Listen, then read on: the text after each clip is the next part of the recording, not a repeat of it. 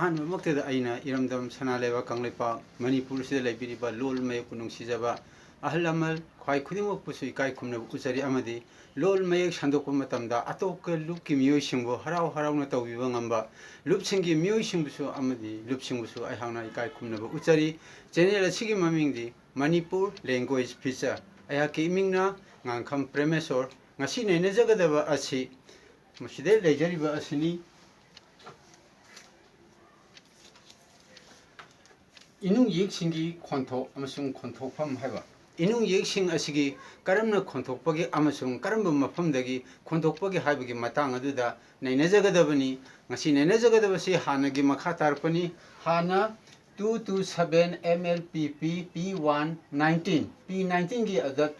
22 ꯑꯣꯛꯇꯣꯕꯔꯗ ꯅꯩꯅꯈꯤꯕ ꯑꯗꯨꯒꯤ ꯃꯈꯥ ꯇꯥꯔꯛꯄꯅꯤ ꯉꯁꯤ ꯅꯩꯅꯒꯗꯕ ꯁꯦꯔꯤꯌꯜ ꯅꯝꯕꯔ ꯑꯁꯤꯅ 233 MLP P20 2022 ꯃꯁꯤꯗ ꯅꯩꯅꯖꯒꯗꯕꯅꯤ ꯑꯃꯨꯛꯀ ꯍꯟꯅ ꯍꯥꯏꯖꯒꯦ ꯉꯁꯤ ꯅꯩꯅꯖꯒꯗꯕ ꯑꯁꯤꯅ ꯏꯅꯨꯡ ꯌꯦꯛ ꯈꯣꯟꯊꯣꯛ ꯑꯃꯁꯨꯡ ꯃꯥꯒꯤ ꯈꯣꯟꯊꯣꯛꯐꯝꯒꯤ ꯃꯇꯥꯡꯗ ꯅꯩꯅꯖꯒꯗꯕꯅꯤ ꯁꯤꯗꯩꯗ ꯌꯦꯛꯏꯕ ꯆꯥꯔꯠ ꯑꯁꯤ ꯑꯃꯨꯛꯇ ꯌꯦꯡꯕꯤꯌꯨ ꯁꯤꯗꯒꯤ ꯆꯥꯔꯠ ꯑꯁꯤꯗꯩꯗ ꯎꯠꯂꯤꯕ ꯑꯁꯤ ꯃꯃꯥꯡ ꯊꯪꯕ ꯁꯔꯨꯛꯁꯤꯅ ꯂꯩꯃꯥꯡꯅꯤ ꯃꯌꯥꯏ ꯊꯪꯕ ꯁꯔꯨꯛ ꯑꯁꯤꯅ ꯂꯩꯌꯥꯏꯅꯤ ꯑꯗ ꯃꯅꯤꯡ ꯊꯪꯕ ꯁꯔꯨꯛꯁꯤꯅ ꯂꯩꯒꯤ ꯇꯨꯡ ꯊꯪꯕ ꯁꯔꯨꯛ ꯂꯩꯅꯤꯡ ꯂꯩꯌꯥꯏ ꯑꯃꯁꯨꯡ ꯂꯩꯃꯥꯡ ꯑꯗ ꯁꯣꯝ ꯅꯥꯀꯟꯗ ꯎꯠꯂꯤꯕ ꯑꯁꯤꯅ ꯀꯩꯅꯣ ꯍꯥꯏꯕꯗ ꯂꯩꯅꯤꯡ ꯍꯥꯏꯕꯗꯤ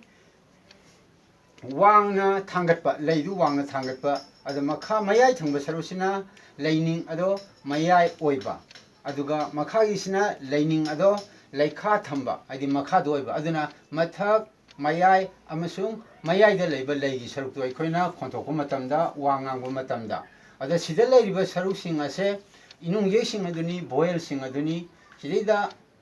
아 레레 시리다나 아 레레 시리다나 이 마탕자 이 우 우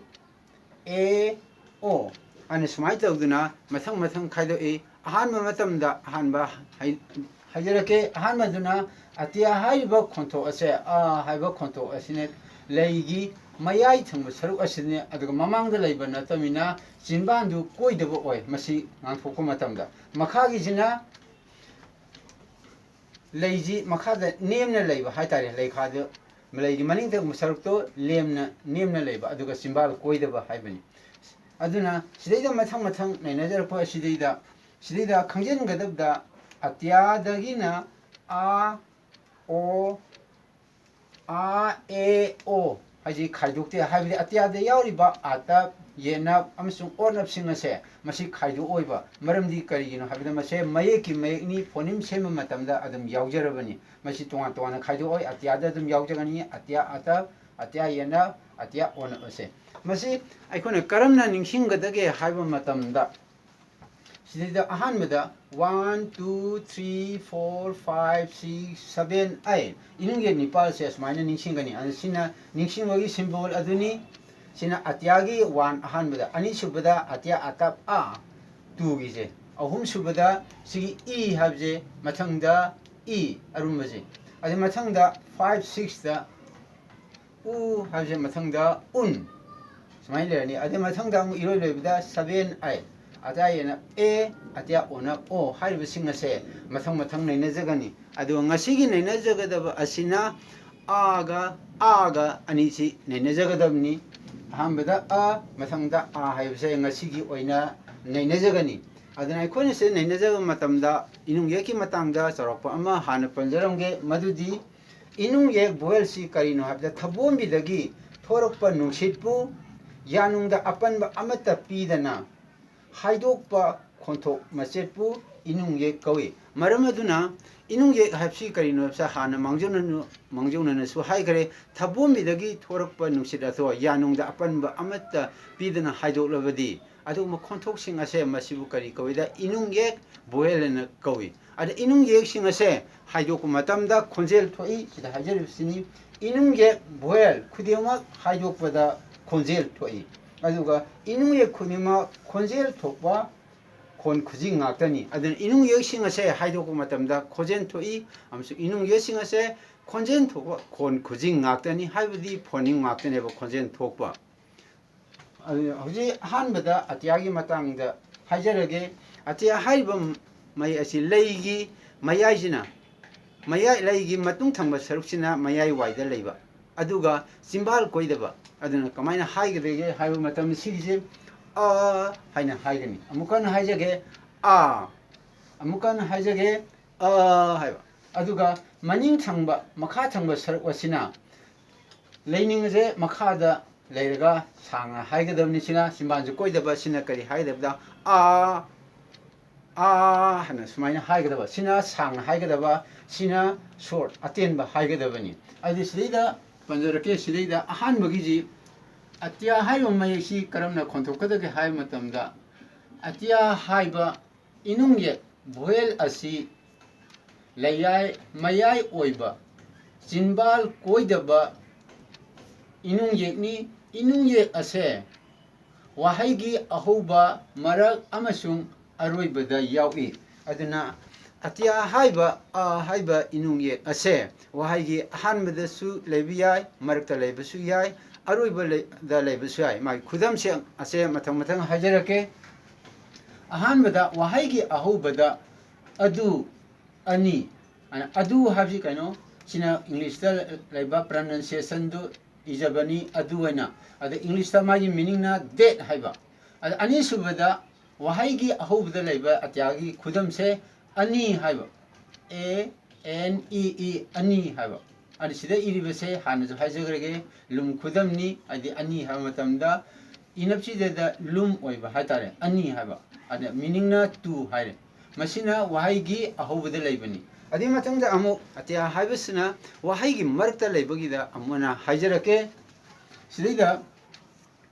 वहाइगी मरकता लेबदी चादबा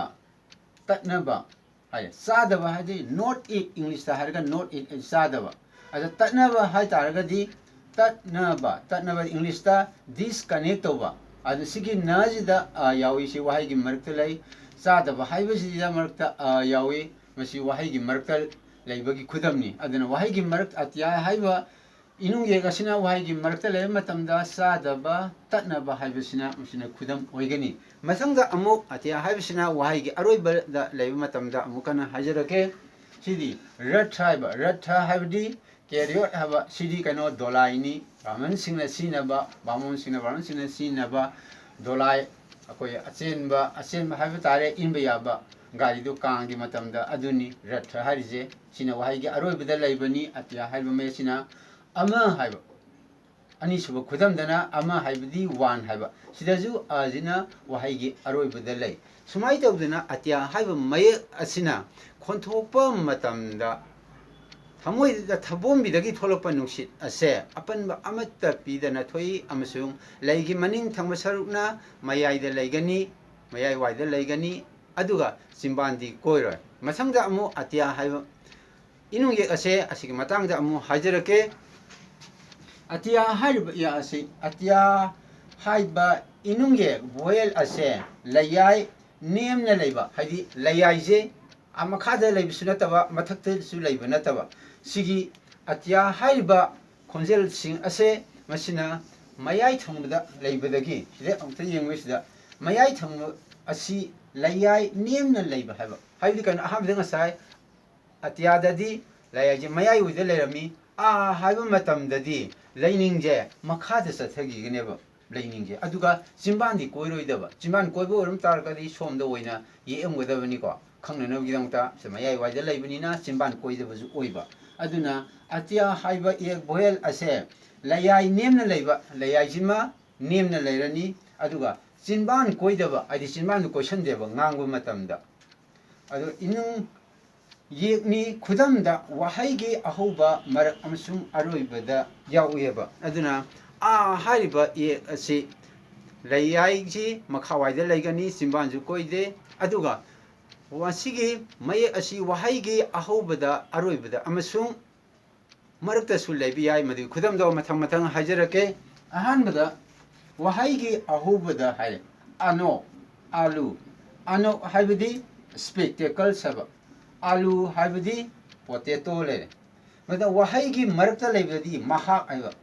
नत्रगा मारा हाइबा महाक हाइबदी he English da he mara haibadi English da bread haba adi apakpado sina he haragana mahak haibajin English da he hare sumaitana wahai gi marakta su leibe yaeba ada aikoina ningsingadaba amadi kawroidaba amadi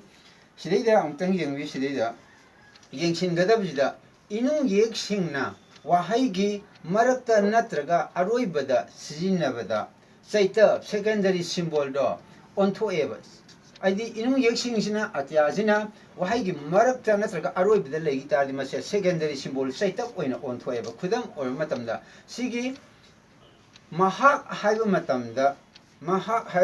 masi tinsinara isi kari kari mayna tinsine mitne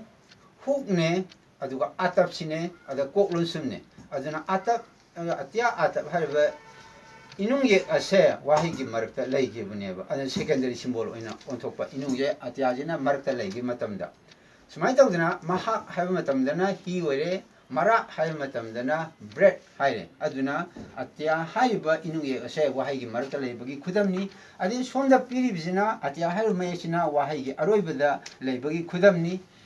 khudamda masa mapa haiba masa haibadi